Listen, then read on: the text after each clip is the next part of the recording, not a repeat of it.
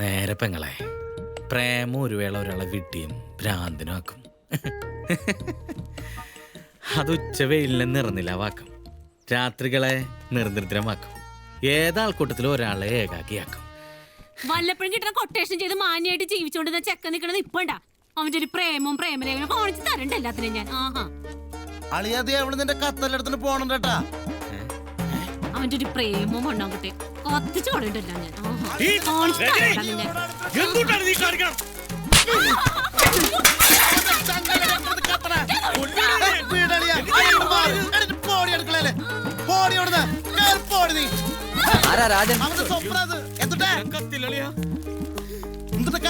ഒരു കത്തുണ്ട് ഇങ്ങടാ.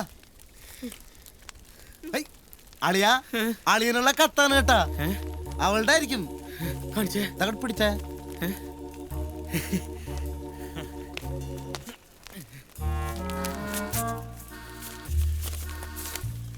പ്രിയപ്പെട്ട രാജന്, എന്നോട് ക്ഷമിക്കണം. ഇത് ഞാൻ രാജൻ എഴുതുന്ന അവസാന കത്തായിരിക്കും. പലപ്പോഴും എൻ്റെ ഭർത്താവിനോട് എനിക്ക് അങ്ങേയറ്റം വെറുപ്പ് തോന്നിയിട്ടുണ്ട്. പക്ഷെ അപ്പോഴും അയാൾ എന്നെ പിരിഞ്ഞു പോകരുതേ എന്ന് ഞാൻ ആഗ്രഹിക്കുകയും ചെയ്യുന്നു. രാജിനി എന്നെ കാണാനോ എന്നോട് സംസാരിക്കാനോ ശ്രമിക്കരുത്.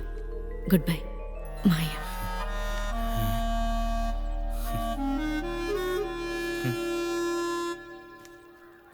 അവസാനത്തെ കത്താണ്. ഒരിക്കലും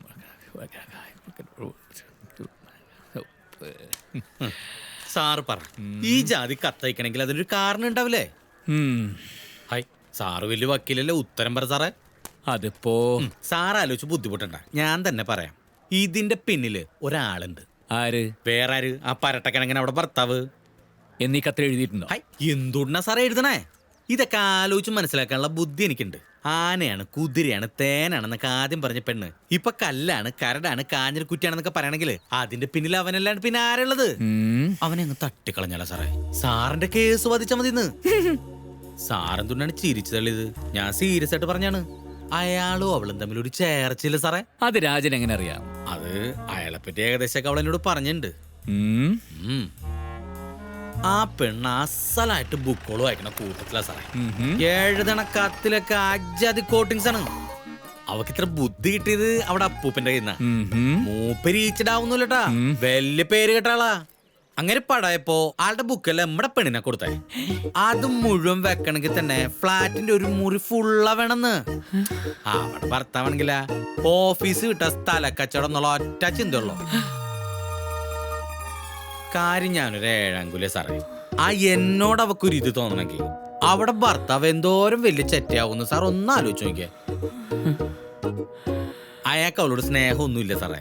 ആകെ ഉണ്ടായിരുന്നൊരു കുട്ടി ചാവാൻ തന്നെ കാരണം അയാളാ. തന്നെ തന്നെ എങ്ങനെ അവർക്കറിയാം? അത് സസ്പെൻസ് ആണ്, നേരി കാണുമ്പോ പറയാന്നാ പറഞ്ഞിരിക്കണേ സാറേ. എഴുതിയ 6 കത്തിലും എപ്പോഴും എന്നെ തന്നെ ഓർത്തോണ്ടിരിക്കണോന്ന് എഴുതിയ പെണ്ണ് ഈ കത്തില് ഇനി ഞാൻ ഒരിക്കലും എഴുതില്ല എന്ന് പറയണെങ്കിൽ അതിന്റെ പിന്നിൽ തെണ്ടിയാവില്ല സാറേ.